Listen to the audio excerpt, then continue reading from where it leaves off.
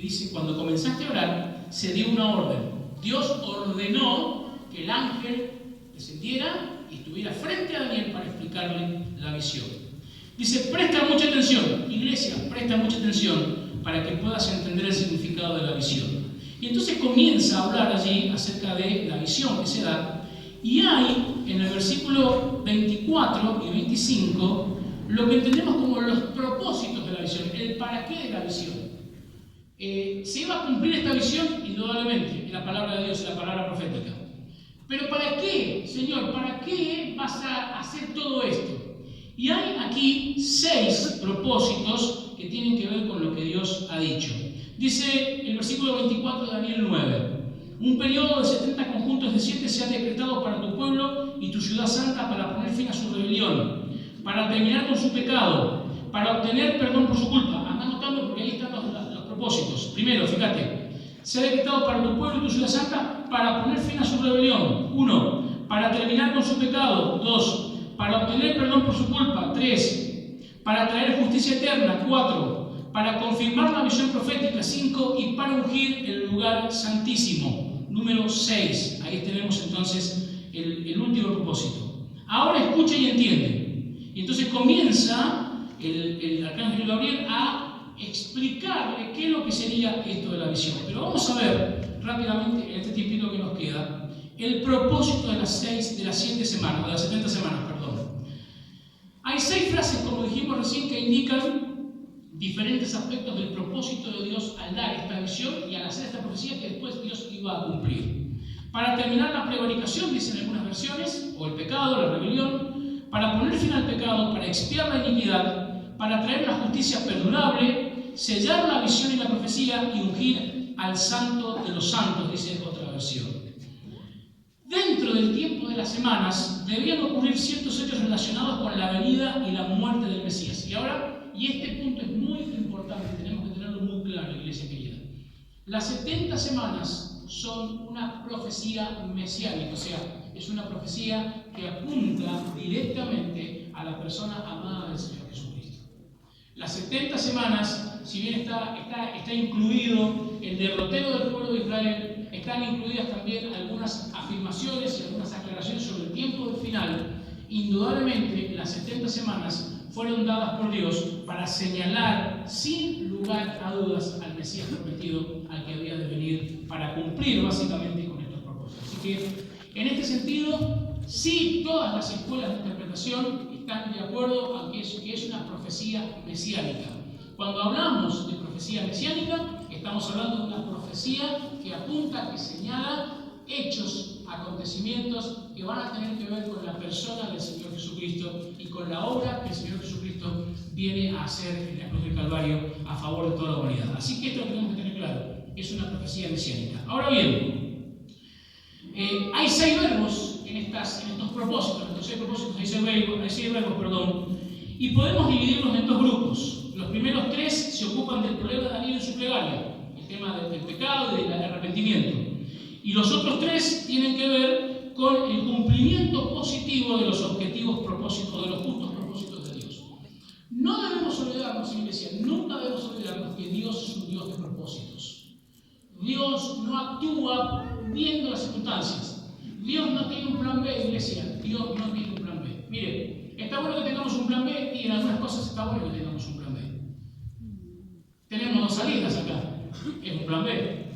Salimos por allá o salimos por acá. ¿Sí? Estamos. 3 tenemos. Ahí tenemos una abierta también allá al fondo. Quiere decir que en algunos aspectos tenemos que tener un plan B porque, bueno, es importante que tengamos algunas posibilidades más. Ahora bien, con Dios no sucede esto.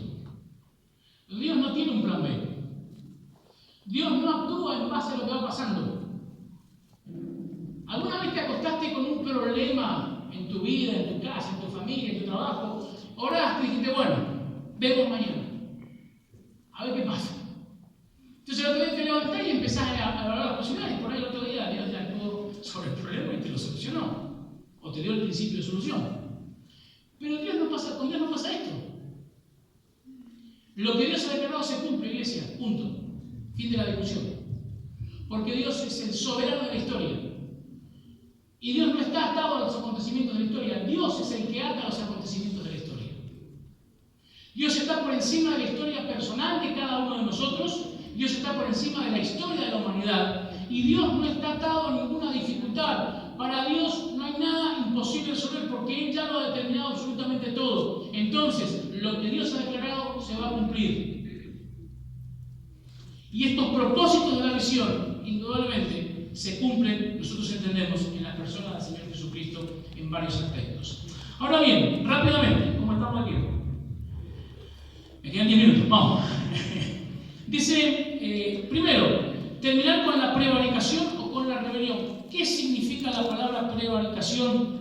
Es una palabra que tiene que ver con la idea de la rebelión y la autodeterminación. ¿Saben lo que es la autodeterminación? La autodeterminación es la capacidad de tomar decisiones. Esto es muy bueno para los pueblos. Cuando en el 25 de mayo de 1810 y el 9 de julio de 1816 en la Argentina declaramos la independencia de nuestro país, lo que estábamos diciendo es que queremos ser libres y autodeterminados, o sea, queremos tomar nuestras propias decisiones.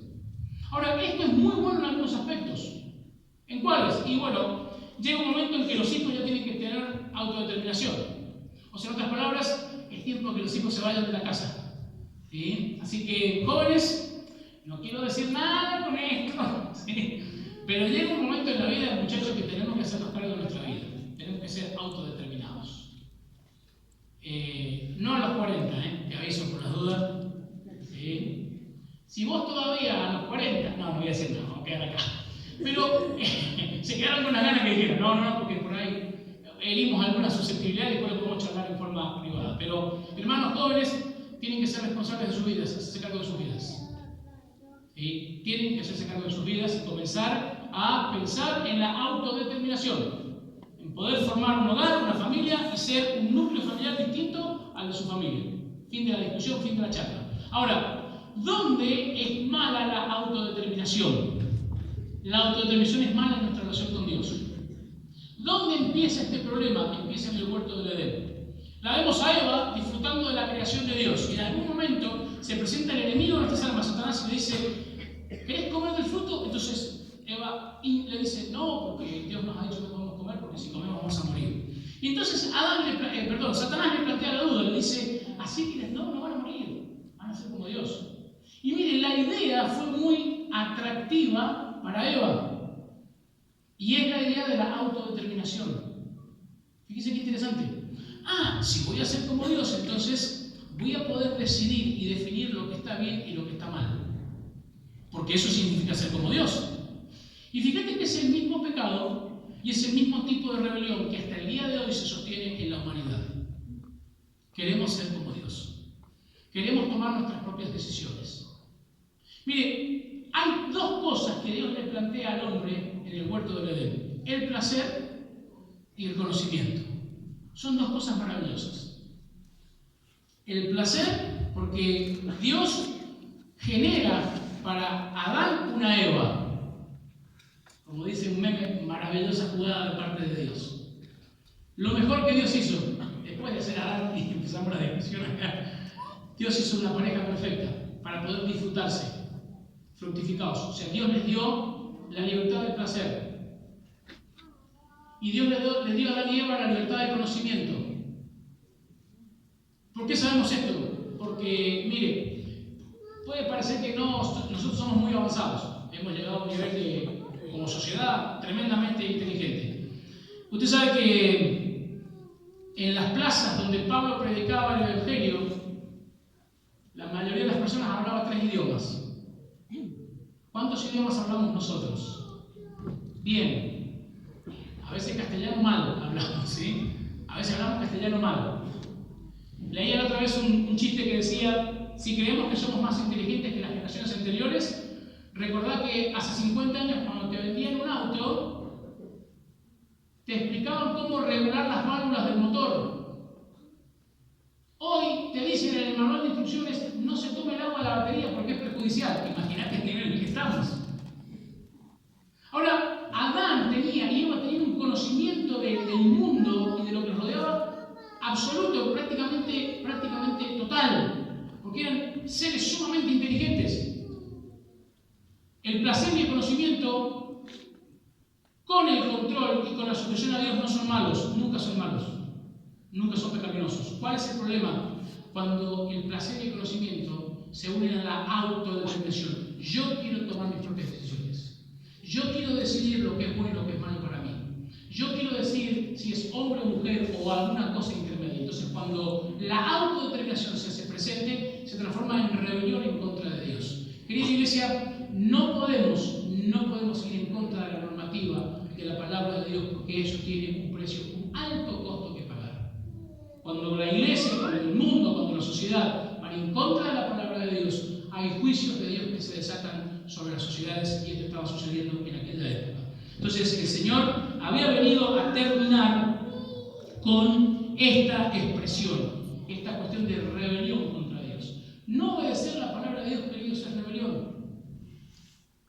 Y fíjense que eso está en nuestro ADN. Somos reacios a obedecer. ¿Es así, iglesia? ¿Sí o no? Nadie dice nada. Solamente los pastores dijeron amén. Porque saben la carga que llevan. ¿Quieren que les dé un ejemplo? Y miren, se lo digo con todo cariño. Y esta es la parte que después ya dice, no venga más, no predique más acá. 5 veces conté yo, por lo menos, que el hermano que estaba llamando recién para la reunión tuvo que llamarnos. 5 veces. Con todo cariño se lo digo. Yo salí a buscarme el termito y había gente afuera que seguía charlando y acá me decía, hermanos, vamos, hermanos queridos, vamos adentro. Y había gente que seguía charlando, muy bien, hermano, haga lo que usted quiera. No. Con todo cariño se lo digo. Estaba luchando en mi corazón por no decirlo, por decirlo. Pero entiendo que muchas veces necesitamos ser advertidos de algunas costumbres que hemos tomado en iglesia. Y no se trata de salir corriendo. ¡Ay, llamado! ¡Pum! Salimos corriendo. Una de las cosas que trabajamos en nuestros hijos es la obediencia instantánea. En mi casa, en mi familia se trabaja así. Mi hijo no puede decir ya voy cuando el papá no lo llama. No. Vos tenés que dejar lo que estás haciendo y tenés que salir a acudir al llamado de tu papá o de tu mamá. Porque es por tu bien. Y después trabajaremos en otras cosas, pero por ahora trabajamos en la obediencia en ese sentido. Y saben que la palabra obediencia significa básicamente acudir al llamado. Y es un concepto divino. Dios habla y el pueblo pone por obra su palabra. ¿Y saben qué se manifiesta eso? En las cosas pequeñas. En las cosas pequeñas. El pueblo se había hecho tardo para oír. ¿Y saben cuál es el reclamo que le hace el apóstol Julio a los hebreos acerca del pueblo que estaba en ese momento? Dice, se han hecho lentos para oír, lo que significa básicamente no están obedeciendo a la palabra de Dios. Entonces, hermano, yo creo que tenemos que empezar a revisar nuestras conductas a la luz de la palabra de Dios. Y tenemos que mostrar realmente que somos hijos obedientes en todo sentido. Ahora, el Mesías iba a venir básicamente para terminar con esta rebelión. Mire, es nuestra rebelión la que nos aparta de Dios. Es nuestra rebelión la que nos aparta de Dios. Poner fin al pecado, lo entendemos en el sentido general del pecado, ¿no? ¿Sí? Que tiene que ver con esto de terminar con la imposibilidad de que vos y yo podamos acercarnos al Señor. Cristo, a través de su muerte vicaria en la cruz del Calvario, lo que hace es darnos la posibilidad de reconciliarnos con Dios y de poner fin al pecado como la esclavitud, como el estado de pecado y de esclavitud en la que el mundo vive. Tercer propósito, expiar la iniquidad. ¿Sí? Esto tiene que ver con sacar la injusticia, tiene que ver con hacer del mundo un lugar más justo en cuanto a nuestra vivencia particular cada día. Hermanos, nosotros como cristianos, como representantes de la iglesia, como iglesia cristiana, tenemos que vivir en justicia. Tenemos que practicar la justicia. Tenemos que ser justos delante de Dios y también delante de las personas. Y esto implica, hermanos, un montón de cosas que a veces las tiramos por debajo de la alfombra. Miren, hermanos, hemos diseñado un sistema de pecados muchas veces, que hay pecados graves, que son los que se ven, y hay pecados, como decía un amigo, que pasan por debajo del radar, que nadie se da cuenta que son pecados, pero siguen siendo pecados. Precisamente para esto vino el Señor Jesucristo. Es mucho más profunda la expresión de expiar la iniquidad, pero por el tiempo que tenemos vamos a entender en este sentido. El básico Hermanos, tenemos que vivir en justicia. Hemos sido llamados a cumplir con toda justicia. Dice, y por eso, dice el propósito 4, para traer la justicia perdurable. Miren, hermanos, en la Biblia hay una gran cantidad de veces en los que se habla de la justicia de Dios. Ahora, y esto es importante que lo tengamos claro, hay en nuestra sociedad un anhelo de justicia, ¿sí o no? Estamos viviendo, sobre todo en nuestra República Argentina, estamos viviendo tiempos donde todo el mundo reclama justicia. Y cada uno reclama justicia desde su punto de vista y declara que el otro punto de vista es injusto, pero el mío es justo y yo quiero justicia. Ahora, imagínense si nosotros hiciéramos un piquete y nos plantáramos frente al Dios omnipotente y le reclamáramos justicia. ¿Saben lo que obtendríamos? El infierno, la condenación eterna. Porque esa es la justicia de Dios para el mundo. Si vos querés que Dios sea justo con vos, Dios tiene que mandarte al infierno. No, en realidad no, Dios no te manda al infierno. Te vas a hacer el infierno por tu justicia delante de Dios. Si la sociedad en su conjunto saliera a decir Dios queremos justicia, se acabaría la existencia de la humanidad. Pero hay otra clase de justicia que Dios puede darnos, y es la justicia de Cristo. Y esto es la justicia perdurable. De esto se habla en la justicia perdurable. La justicia de Dios, la justicia divina, es el valor máximo de referencia. Usted quiere ver a alguien justo, mire a Dios. Usted quiere ver a alguien justo, mire a Cristo. Cristo es el justo. La Biblia dice, es el justo que murió por los injustos. Así que si queremos saber cómo deberíamos comportarnos cada día en la sociedad, miremos a Cristo. Vivamos como Cristo, imitemos a Cristo, sigamos los pasos de Cristo. El 5 y el 6 tienen que ver básicamente con lo mismo. Dice, sellar la visión y la profecía. ¿Sí? Aquí sí entra un poco a jugar este tema de